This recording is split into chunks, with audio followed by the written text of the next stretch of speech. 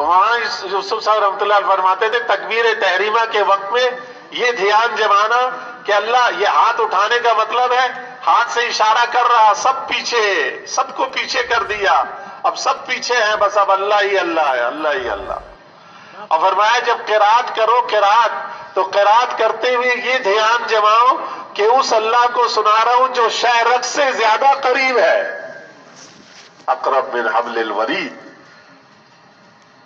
ایک حافظ بچہ ہو نا، اور اس کے پیچھے اس کے استاد کھڑے ہو جائیں سامنے، تو دیکھو اس کی ٹانگیں کیسے ہلتی ہیں، استاد۔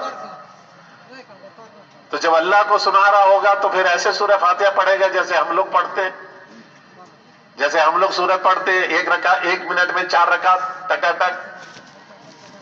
شیخ نے لکھا کوے کے ٹھونگے مارنے کی طرح ٹھونگے مار لی۔ جب یہ دھیان ہو کہ اللہ سن رہے ہیں تو پھر ایسے پڑھے گا، جب استاد کا دھیان ہو تو کیسے پڑھتا ہے؟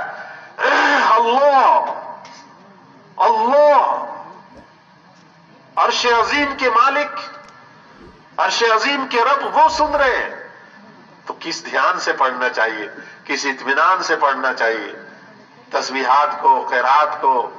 اور فرمایا کہ رکوع قیام سجدہ کرتے ہوئے یہ دھیان جماؤ کہ یہ سب اللہ کا امر ہے، رکوع کرنا، قیام کرنا، سجدہ کرنا، میں اللہ کے امر کو پورا کر رہا ہوں، اللہ خوش ہو کر مجھے پالیں گے۔ اور فرمایا جب پہلے سجدے میں جاؤ تو یہ دھیان جماؤ کہ تو اصل میں مٹی تھا، مٹی، تو اصل میں مٹی ہے۔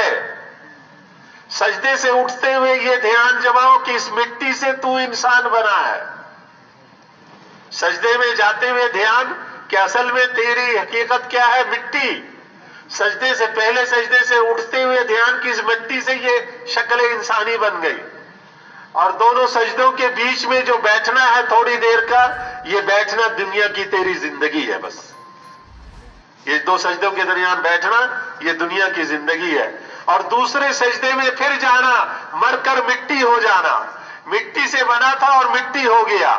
اور دوسرے سجدے سے اٹھتے ہوئے یہ دھیان کہ قیامت میں اللہ کو حساب کے لیے کھڑا ہو رہا ہے۔ فرمایا ہر رکعت میں یہ دھیان جماؤ۔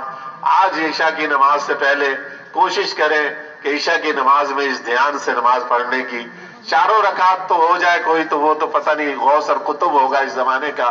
اگر 1 رکعت کے ایک حصے میں بھی ہو گیا تو بھی کام بن جائے گا انشاءاللہ۔ کریں گے نا انشاءاللہ؟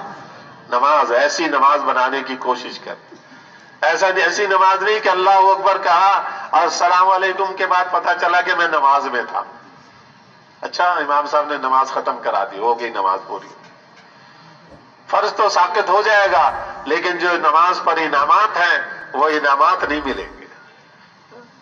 بے حساب و کتاب جنت کا داخلہ، اور بے حساب و کتاب دنیا کی روزی کی تنگی کا ختم ہونا، اور شیطان کے تصرف سے بچنا، بے حیائی برائی سے حفاظت، اس نماز کے لیے تو نماز کو نماز بنانا پڑے گا۔